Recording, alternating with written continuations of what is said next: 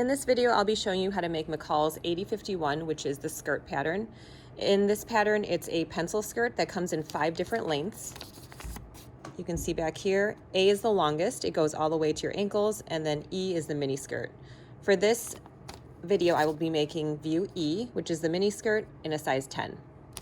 So I took out the guide sheet, and over here, you always want to start off by looking at the pattern piece views to see which pieces you're going to need.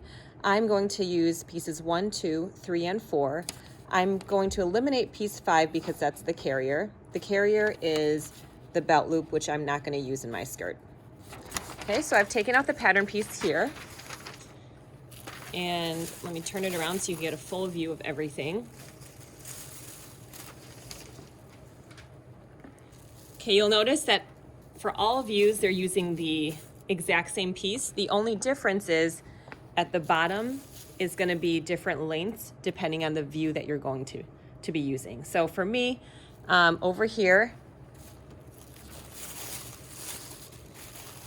you'll notice it says cut here for E. I'm making the shortest skirt, so I'll make sure to cut this line for view E for piece number 2. And also piece number 1 has that as well. So I'll be cutting right over here.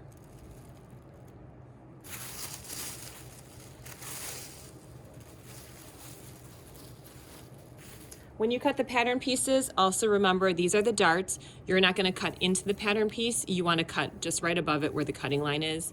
And then also don't forget to cut the notches outward. So I'm going to go ahead and cut that, and then I'll join you back in the next video.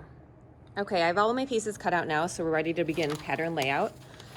So I'm referring to skirt D and E because I'm making skirt E, and the fabric layout I'm following will be the 60-inch wide piece of fabric because I'm using this white piece of denim and it's 60 inches from selvage to selvage, and I am doing size 10. So it's going to be this diagram over here, so you can see that the fabric is folded down here.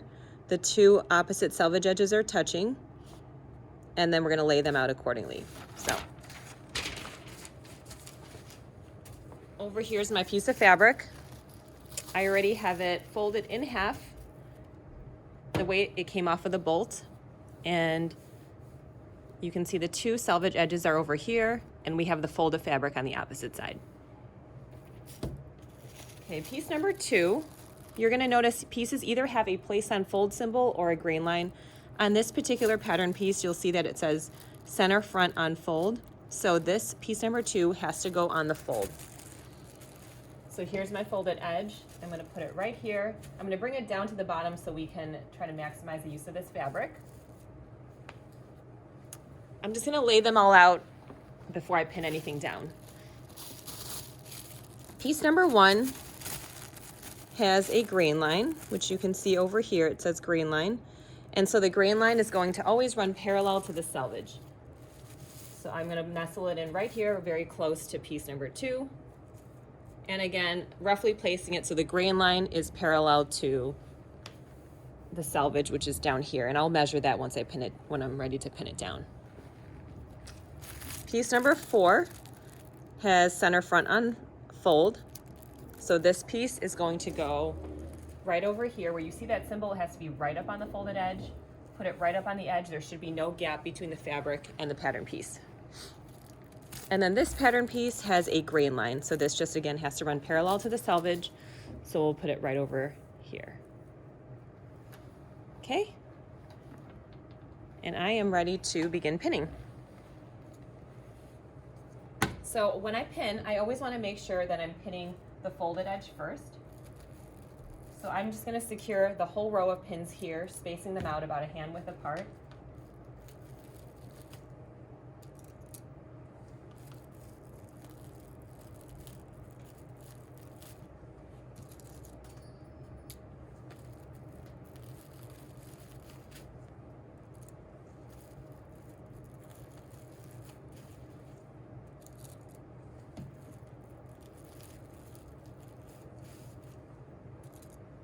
And always get in the habit of pinning with your pin point pointing towards the cut edge of the pattern piece. This allows you to smooth the pattern piece over the pin. So make sure there's no lumps or bumps. Make sure your fabric's laying really flat.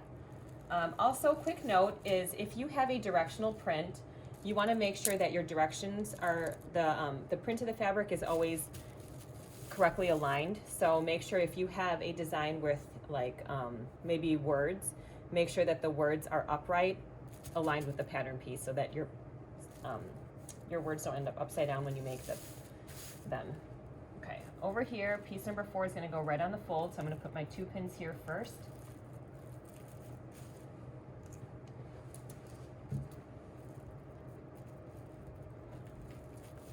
And then pin outward from there.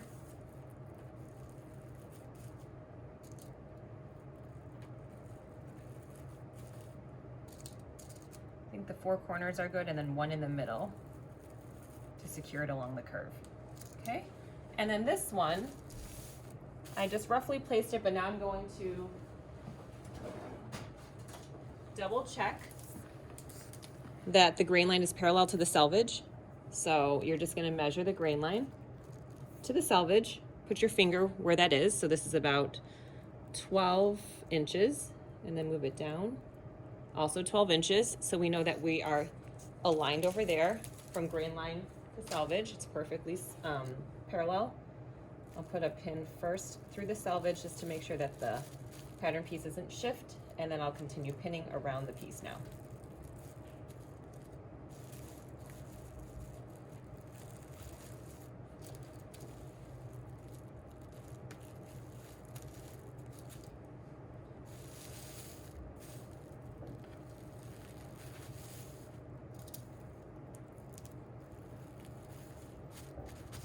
Try to smooth out the pattern as you're going so that there's no lumps or bumps underneath.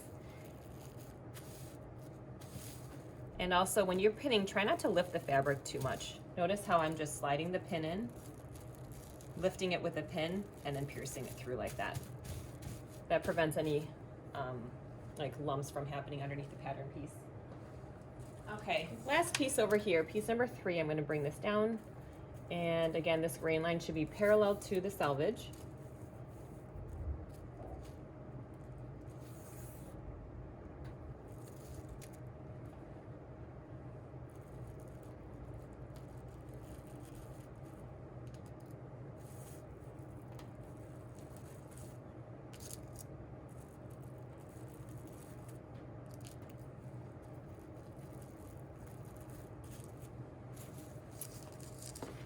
Okay, all pieces look good, and I'm ready to begin cutting now.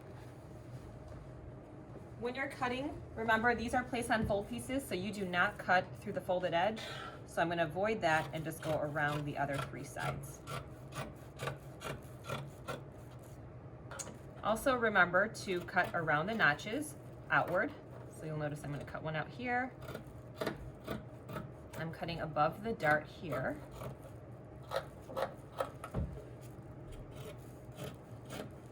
And a notch over here. Okay, so I'm going to continue cutting all these pieces, and I'll join you shortly after I finish cutting these out.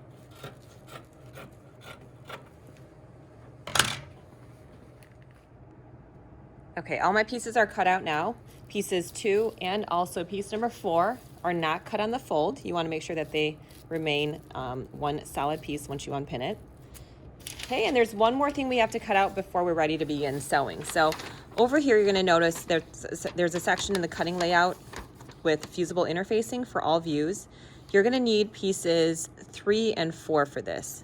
So these are the front and back facing pieces that go along the waist. It helps to kind of stiffen and stabilize that area so it doesn't like collapse or like wrinkle in when you're wearing it. So pieces 3 and 4, they are going to be cut out on interfacing. So here's our interfacing. Interfacing will be attached by ironing it onto these fabric pieces. So first thing you're going to need to do is to go ahead and detach the pattern pieces. I'm just going to set my fabric aside.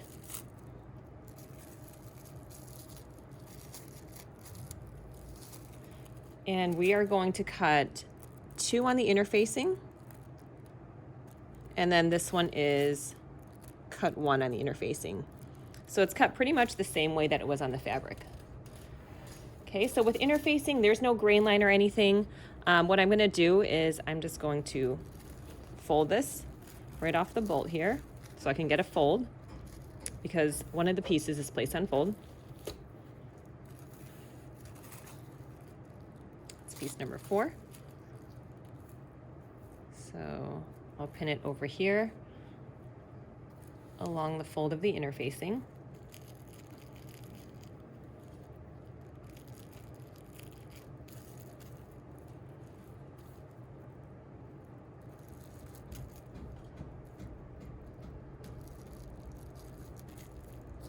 And then this can nestle in really close to it. Again, these can be placed crooked or like any which way on the interfacing. It doesn't matter because, again, interfacing does not have a grain line. So as long as you can get it to fit on here, then it's just fine. Okay, so I'm gonna go ahead and cut this out. And then in the next video, I'm gonna show you how to attach this to your fabric by ironing it. Okay, we're over here at the ironing board, and now I have my interfacing pieces cut out and my fabric pieces. So here they are. And then what you're going to do is you're going to take the wrong side of your fabric. So I'm going to first start off with the back piece here, or this is the front facing, I'm sorry. We're going to start off with the front facing. So I'm going to grab the fabric piece and the interfacing. And with the fabric, you're going to go ahead and look for the wrong side. So for this particular fabric, it might be hard to see on camera, but the back side is the smoother side. And then this side has kind of like these diagonal lines that you see here that you'll see on denim. So on the wrong side, I'll have the wrong side up. And then my interfacing will be the side with that feels kind of rough where you can feel these tiny little glue dots. That's the side that has the glue to it. So make sure you have the rough side, the side with the glue, aligned and touching the wrong side of your fabric. So line it up. If you didn't cut it out just right, you might have some sticking out, and that's gonna attach to the ironing board if you don't cut it off. So if you notice you have some parts that are sticking out a little bit, you might wanna cut them off so that it's perfectly aligned with the fabric underneath it. Okay, there should be a press cloth at the ironing board. So I like to use this just to protect the iron and the ironing board from getting the adhesive from the interfacing stuck on it. Okay, so I have it laid out right here on top of the press cloth. Okay, what I'm gonna do is, my fabric's a cotton, so I set the iron to a cotton setting over here. Okay, and then to attach it, I'm just gonna fold this over with the press cloth because I just don't want to get anything on the iron. Okay, you're just gonna set it down for about 5 seconds or so. Don't move it around because it might cause the interfacing to wrinkle onto your fabric. So just lift and press. Just gonna take a peek to make sure everything's lined up correctly. Okay, lift and press.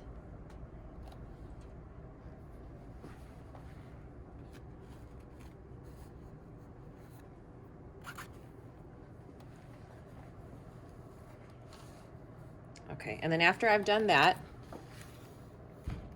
I'm just gonna take a peek real quick here to make sure everything stuck on. Yes, so it ironed on pretty well, nothing separating. So that one's good to go. Now we're gonna do the other 2 back facing pieces. Okay, so wrong side of the fabric up. I'm just gonna iron this a little bit because it tends to wanna like roll up.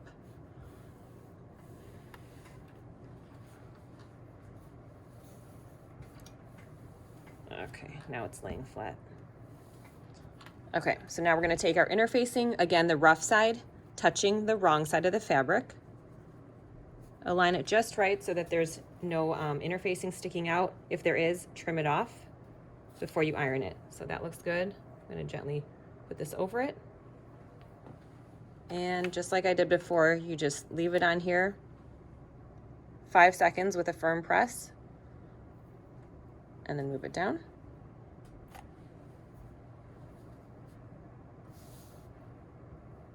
Okay, do that to this.